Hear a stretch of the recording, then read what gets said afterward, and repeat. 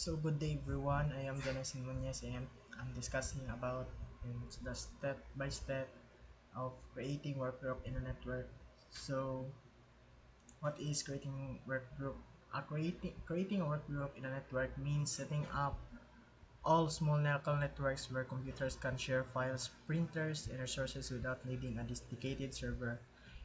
It's commonly used in homes, small offices, and classrooms.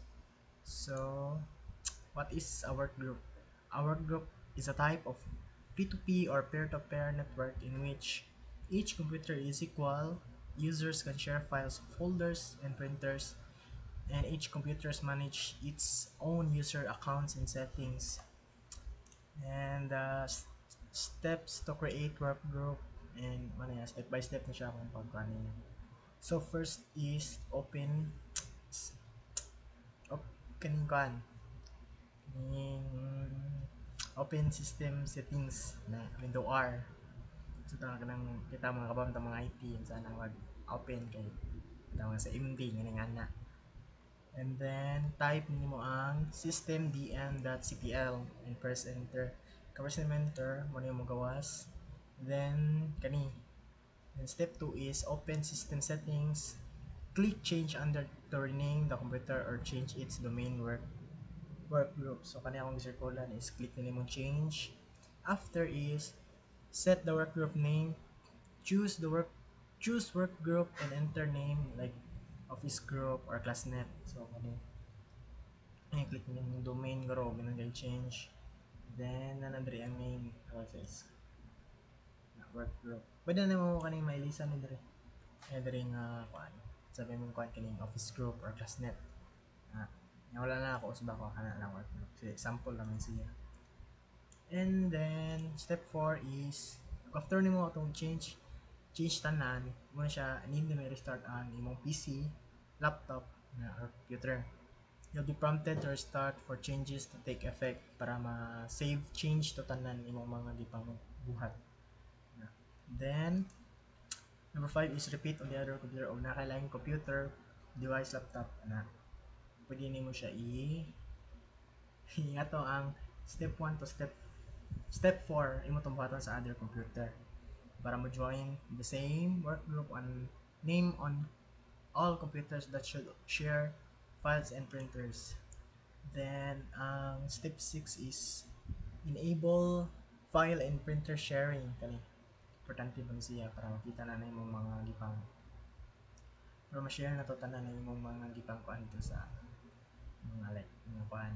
Then first is go to control panel and click network and sharing center, advanced sharing settings, and turn on network discovery and file partitions sharing. So nana ko yung mga pictures diri kanina kung mag-finder line and mo ninyo ipang change. So first is the towards kanang control panel, di makita na nimo ang network internet. Click na nimo.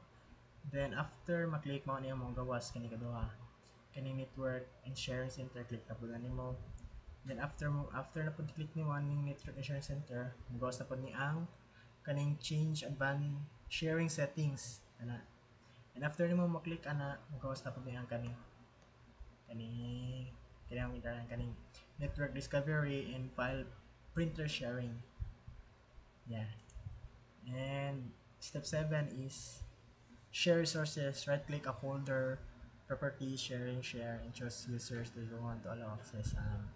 Kani is ita kag mga sample nga file nga gani mo i-share sa other nimo nga kan users like kani ako capstone mo kung akong example i-share ni adto sa imong file explorer. Then ngita kag mga kuan nimo nga folder nga ganahan mo i-share sa imong mga kalain users. Then right click nimo, click nimo properties. After mo click nimo properties daw nga folder, kani siya mo gawas.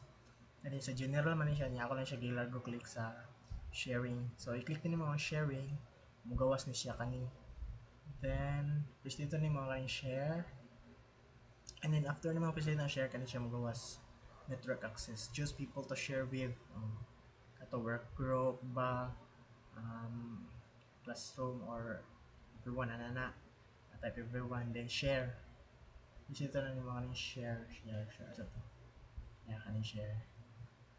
And then after mo na after set up, view all work groups computer. Kanila siya nakailaing laptop ba PC kani. View ka kanya ako wala man so kaya ako lang siya kiputang rin.